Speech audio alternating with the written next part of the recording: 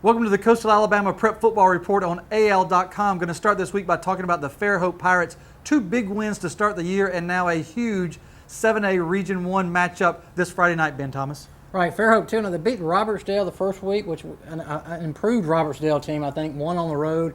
And then a big win last week against Foley at home. Foley, a couple of guys highly recruited, Jalen Henry, the South Carolina commit. But Fairhope really put it to them. They were up several touchdowns at the end of the game. Foley made a late run, but really had control of that game. This week they go to McGill-Toolen. McGill coming off a win over Viger where they rallied. And these games are big early. The 7A, we got 9 teams in this region, and every game matters. And this is going to be a classic matchup.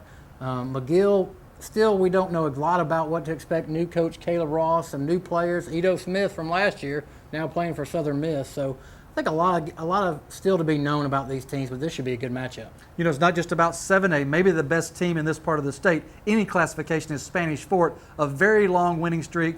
Maybe get a test this week.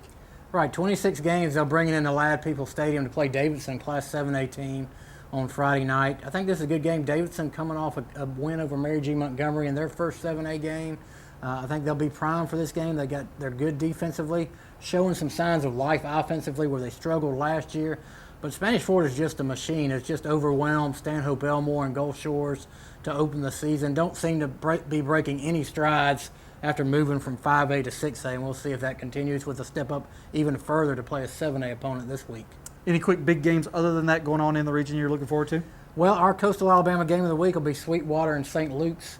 That's the fans' pick. St. Luke's stepping up to Class 2A, and this is their first 2A game, and you couldn't get a more traditional power opponent than Sweetwater, who's changed coaches, but it's still Sweetwater. So be interesting to see. I'll be there. Be interesting to see if St. Luke's can bring that momentum that they had 2 successful 1A seasons.